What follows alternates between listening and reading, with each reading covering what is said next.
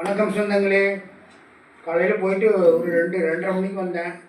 வந்து அப்புறம் சாப்பிட்டுட்டு கொஞ்ச நேரம் ரெஸ்ட் எடுத்துகிட்டு இப்போ எந்திரிச்சு குளித்தேன். குளிச்சுட்டு இன்னைக்கு டீ இல்லை, மருமக வந்து ஒரு டிஷ் செஞ்சு கொடுத்துருக்குது அப்படின்னாப்படி. இது என்னன்னு கேட்டேன். இது வந்து வாழைத்தண்டு சூப்புங்க.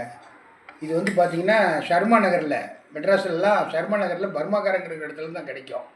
இந்த பாருங்கள், வாழைத்தண்டை கட் பண்ணி பீஸ் பீஸாக போட்டிருப்பாங்க. இந்த சூப்பு இது வந்து உடம்புக்கு அவ்வளோ நல்லதுங்க. உடம்புல இருக்கிற பித்தம் வாந்தி அப்போ எல்லாத்தையுமே இது எடுக்கக்கூடிய சக்தி இருக்குது இந்த வாழைத்தண்டுக்கு. இதை அப்படி போட்டுக்கிட்டோம். இங்கே பாருங்கள், வறுத்த பூண்டு பாருங்கள், வறுத்து வச்ச வெங்காயம் அது கொஞ்சம் அப்படி போட்டுக்கலாம். இந்த பூண்டு 2-3 பூண்டை போட்டுக்கலாம்.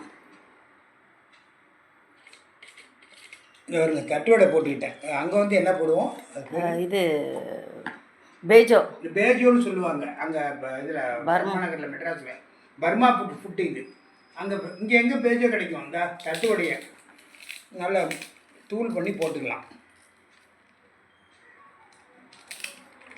அவ்வளோதான். இந்த கோவிந்த பிரியன் அப்படின்னு ஒரு தம்பி ஹாய் சொல்லுங்கிற அப்படி.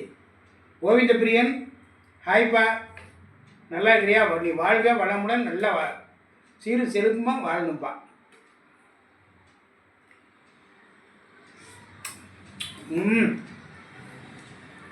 அருமையாக இருக்குங்க.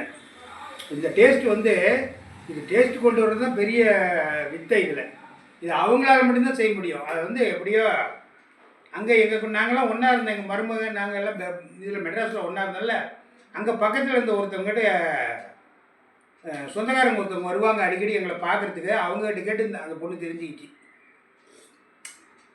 ரொம்ப அருமையாக இருக்குது. உங்களுக்கு யாராருக்கு பிடிக்கும் அப்படிங்கிறது கமெண்ட்டில் சொல்லுங்கள். நாளைக்கு காலையில் வேறு ஒரு டிஷ்ஷோடு உங்களை சந்திக்கிறேன். பாய்.